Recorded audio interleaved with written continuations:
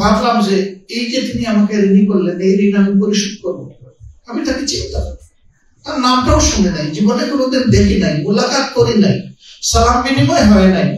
তিনি কেমনে বুঝলেন যে আমার এগুলা প্রয়োজন? যেখানে উদ্দেশ্য কোন সন্ত্রাসীকে গ্রেফতার করা হয়েছে, সোয়াব, র্যাব, এপিবিএন, পুলিশ, চারটা বাহিনীর শতাধিক ফোর্স দিয়ে আমাকে ঘেরাও করে আদালতে নেওয়া। কি মনে করে আর না তুলে আমাকে নিয়ে গেল ইরানি মিডিয়ার কেন্দ্রীয় কারাগারে। 5 দিন সেখানে থাকার পরে আমাকে স্থানান্তর করা হলো কাশিমপুর হাই সিকিউরিটি নামে যে জেলটার কথা আপনারা শুনেন। বাংলাদেশের নিকৃষ্টতম দুনিয়ার ছোট্ট জাহান্নাম, এর থেকে খারাপ কোন জেল বাংলাদেশে। নেওয়ার সময় গাড়িতে আমরা 38 জন মানুষ ছিলাম। আমাকে পছন্দ হয় না কি কারণে আমি জানি না, আমি ছাড়া বাকি সকলের হাতে হ্যান্ডকাপ, পায়ে বেড়ে। এর মধ্যে কয়েকজন বৃদ্ধ বয়স্ক আলেম ছিলেন। একজন আমাকে বললেন, আমি প্রথম দিন আপনার জন্য কিছু হাদিয়া পাঠিয়েছিলাম, আপনি কি পেয়েছেন? আমি বললাম, আল্লাহু আকবার, আপনি তাহলে আল্লাহ সেই ফেরেশতা। সেই দিন আমি খালি হাতে ইরানীগঞ্জে ঢুকেছিলাম, বৃষ্টি অজর দ্বারায়, আর দিনটা ছিল 25শে ডিসেম্বর, কনকনে শীত, শীতে জমে যাওয়ার উপক্রম। আমি সেলে ঢুকার 1 ঘন্টার ভিতরে একজন এসে বলল, একজন বড় পাঠিয়েছেন আপনার জন্য, আমি পরে এসে বলবো, বলে সে চলে গেল। আমি আলহামদুলিল্লাহ করলাম, করে দেখলাম আমার জন্য ওই সময় যা প্রয়োজন সব এখানে পাঠানো হয়েছে। আল্লাহু আকবার। আমি মনে মনে আল্লাহর এই বান্দার শুকরিয়া আদায়ের অপেক্ষা করছি। গাড়িতে উঠে হাতে হ্যান্ডকাপ আর পায়ে বেড়ি পরা, মাথায় পাগড়ি, উস্তাদ যখন আমাকে বললেন যে আপনি আমার হাতে একটা নতুন জিনিস পেয়েছি, আপনি আল্লাহ সেই ফেরেশতাকে না বলেই আমি কাঁদতে শুরু করলাম।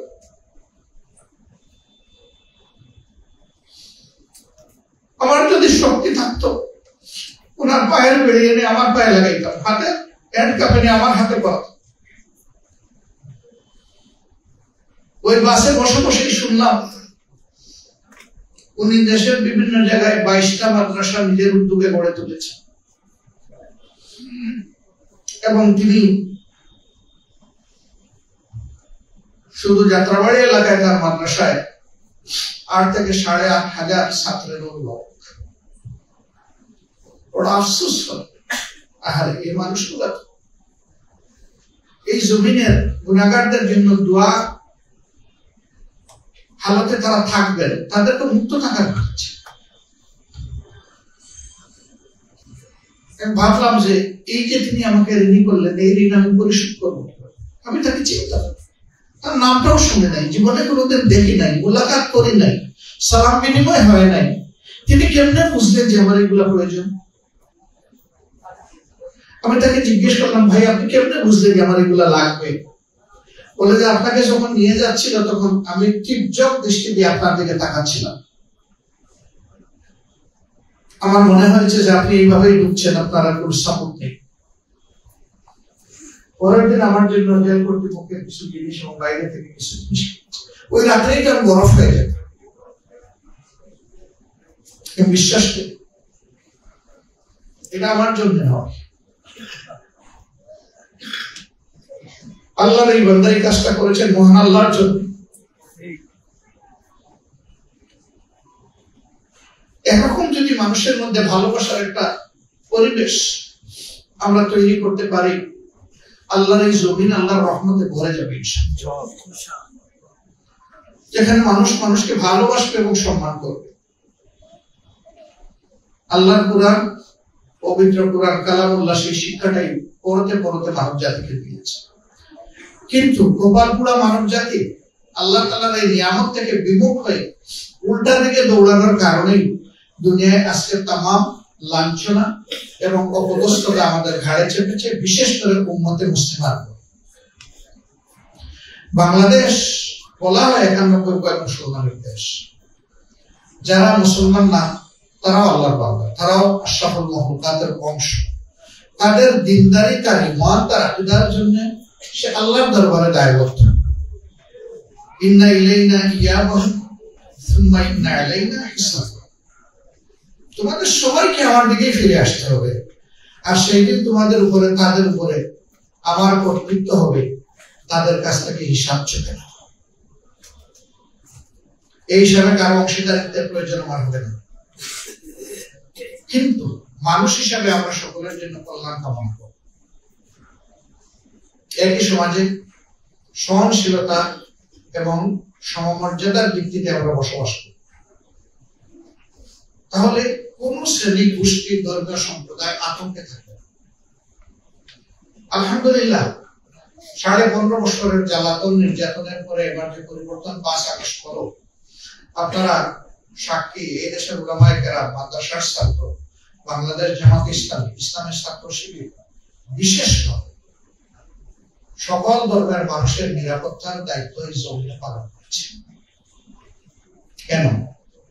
আমরা আল্লাহকে ভয় করি, দেশ এবং দেশের মানুষকে ভালোবাসি। এই জন্য আমরা চাইনি যে আমাদের দেশে কেউ বিপর্যয় সৃষ্টি করুক। যা হতে পারত, আল্লাহু আকবার, তার কিছুই হয়।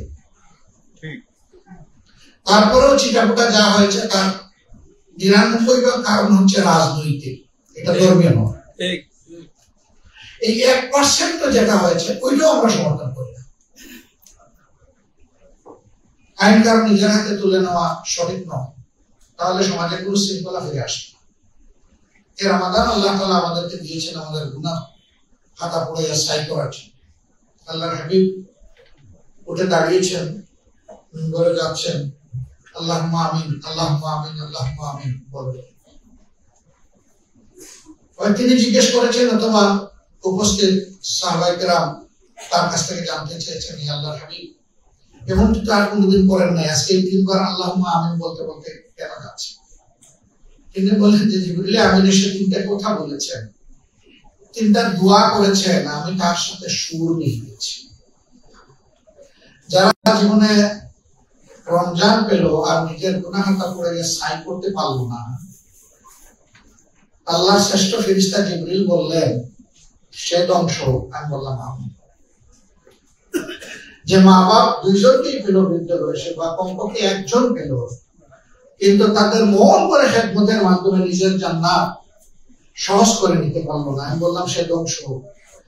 জিবরিল বললেন সে ধ্বংস, আমি বললাম আমিন। তিনি বললেন জমিনের উপরে এবং আসমানের নিচে সবচেয়ে বড় নিয়ামত সৃষ্টির মধ্যে যিনি, হে নবী, আপনার নাম শোনার সাথে সাথে যে আপনার উপরে সম্মান থেকে দরুদ পেশ করলো না, সে ধ্বংস হোক। আমি বললাম আমিন। তাইলে এই রমজান কি সুখবার্তা, আনন্দের বার্তা আমাদেরকে নিয়ে এসেছে। মানুষ নফসের দুঃখায়, শয়তানের ওয়াসওয়াসায় ভুল করে ফেলি, গুনাহ খাতা নাফরমানি করে ফেলি, ঈমান এবং ইহতিসাবের সাথে এই রোজা যে রাখবে, আল্লাহর হাবিব বলছেন যে তার অতীতের সকল গুনাহ মুছে ফেলা হবে। এবারকার এই রমজান যেন আমাদের জন্য এই বার্তা নিয়ে আসে। এখানে এতিমদেরকে আমরা দাওয়াত দিয়ে তাদেরকে সম্মানিত করি নাই, আল্লাহু আকবার, আমরা সম্মানিত হয়েছি। আল্লাহর হাবিব মুহাম্মদ রাসূলুল্লাহ সাল্লাল্লাহু আলাইহি ওয়াসাল্লাম আঙ্গুলের সাথে আঙ্গুল চেপে এটা বলেছিলেন, এটাই আমাদের আবেগ, যে জান্নাতে আমি আর আমার এতিমরা এরকম। আল্লাহু আকবার। তিনি বলেছিলেন আমিও এতিম, কিন্তু এতিম হয়ে দুনিয়ায় আসে, জন্মের আগেই তো পিতা চলে গেলেন। এই এতিমকে ভালোবাসা, সম্মান করা, এটা আমাদের ঈমানের অংশ, এটা সৌভাগ্যের ব্যাপার, এটা সবার কিসমতে হয় না। আপনারা যারা আপনাদের সন্তান তুল্য এতিমদেরকে এখানে নিয়ে এসেছেন, আমি মহান আল্লাহর শুকরিয়া আদায় করার পাশাপাশি আপনাদের প্রতি গভীর কৃতজ্ঞতা আদায় করছি। আমরা গিয়ে গিয়ে আপনাদের মাদ্রাসাগুলোতে ঘুরে ঘুরে যদি তাদের একটু মাথায় চুমু দিতে পারতাম, বড় ভালো লাগতো। সেটা সহজ করে দিয়েছেন আপনারা এখানে আসার মাধ্যমে। এর বিনিময়ে আপনাদেরকে এবং এই আইতাম বন্ধুদেরকে আল্লাহ তাআলা দুনিয়া এবং আখিরাত দুই জায়গায় ইজ্জত বাড়িয়ে দেন। আমিন। আল্লাহ তাআলা আমাদের জমিনের উপরে রহমত নাযিল করুন। বাংলাদেশের উপরে শান্তির ফয়সালা দান করুন। দ্বীন কায়েমের জন্য আমাদেরকে একদম কলবের সাথে কলব মিলিয়ে উখওয়াত, উলফত এবং মহব্বত আল্লাহ তাআলা আমাদের মধ্যে বেশি বেশি করে দান করুন। আমিন। হিংসার শেষ চিহ্ন আল্লাহ তাআলা আমাদের মধ্য থেকে খতম করে দিন। আমিন। বিনয়ের বিপরীতে অহংকার, এই নাপাকি থেকে আল্লাহ তাআলার কাছে শতভাগ আশ্রয় চাই। আল্লাহ বিনয় দিয়ে আমাদের কলকে পরিপূর্ণ করে দিন। সাংবাদিক বন্ধুরা যারা এসেছেন আমাদের প্রেস কভার করার জন্য, আল্লাহর দরবারে দোয়া করি সত্যকে ধারণ করার জন্য আপনাদের অন্তরকে আল্লাহ তাআলা খুলে দিন। আমিন। সত্যের পর অবিচল থাকার তৌফিক দান করুন। আমিন। সমাজের কল্যাণে আপনাদেরকে দায়িত্বশীল ভূমিকা পালন করার তৌফিক দান করুন। আমিন। কালোকে কালো বলে ধরিয়ে দিয়ে তাকে সংশোধনের জন্য আপনারা যাতে দায়িত্ব পালন করতে পারেন সেই শক্তি আল্লাহ আপনাদেরকে দান করুন। আবার কারো ভালো দিক থাকলে সেই ভালো দিকটা সমাজে তুলে ধরে যাতে জনগণ ভালো কাজে উৎসাহিত হয়, সেই জন্য আল্লাহ তাআলা আপনাদের জবান, আপনাদের তাল এবং আপনাদের হাতকে আল্লাহ তাআলা আরো মজবুত করে দিন। আবার সবার প্রতি শুকরিয়া আদায় করেন। সর্বোপরি মহান আল্লাহ তাআলার দরবারে শুকরিয়া আদায় করে আমার কথা এখানেই শেষ করছি। আল্লাহ হাফিজ। আসসালামু আলাইকুম ওয়া রাহমাতুল্লাহি ওয়া বারাকাতুহু। সুবহানাকাল্লাহুম্মা ওয়া বিহামদিকা আশহাদু আল্লা ইলাহা ইল্লা আনতা আস্তাগফিরুকা ওয়া আতুবু ইলাইক।